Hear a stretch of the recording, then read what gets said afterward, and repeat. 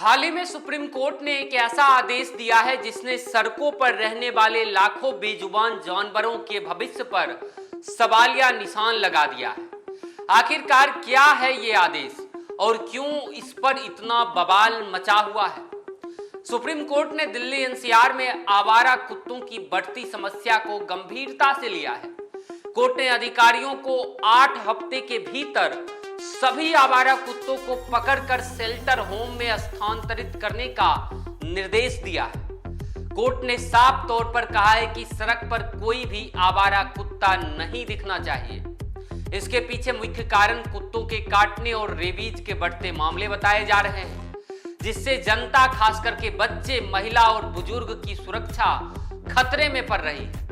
Court ने यह भी चेतावनी दी कि जो कोई भी इस काम में बाधा डालेगा उसके खिलाफ भी सख्त कार्रवाई की जाएगी। वहीं इस आदेश ने पशु प्रेमी और कार्यकर्ताओं को झकझोर के रख दिया है। यह आदेश पहले के वैज्ञानिक दृष्टिकोण से बिल्कुल अलग है। इससे पहले यह माना जाता था कि नसबंदी और टीकाकरण ही समस्या का एकमात्र अस्थायी और मानवीय समाधान है, लेकिन सुप्रीम कोर्ट के इस आदेश से कई सवाल उठते हैं। पहला कि क्या दिल्ली एनसीआर में लाखों कुत्तों को रखने के लिए पर्याप्त शेल्टर होम है? इसका जवाब है नहीं। इतने बड़े पैमाने पर शेल्टर बनाना एक मुश्किल और बेहद महंगा काम है। दूसरा सवाल है, जहां पशु अधिकार कार्यकर्ताओं का मानना है कि ये जानवरों के अधिकारों का उल्लंघन है और उन्हें बेवजह कैद करना क्रूरता है। और तीसरा कि अगर कुत्तों को शेल्टर में रखा जाता है तो उनकी देखभाल कैसे होगी? बिना नसबंदी के उनकी आबादी शेल्टर में भी बढ़ सकती है।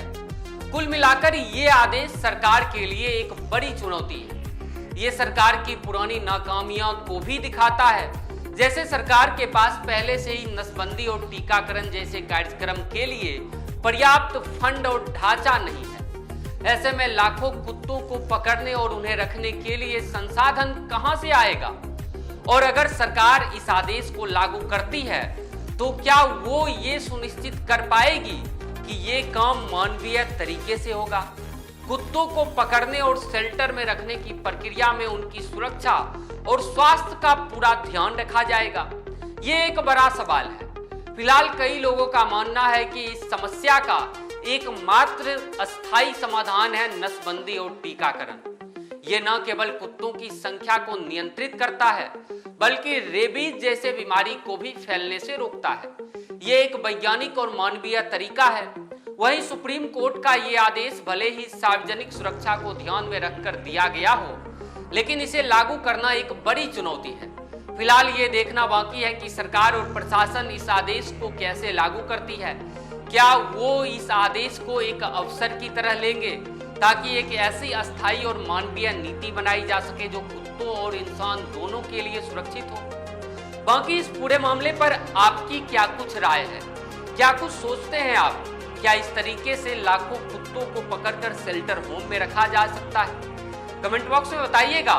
फिलहाल इस वीडियो में इतना ही। हमारे साथ बने रहने के लिए आप लोगों का बहुत बहुत धन्यवाद।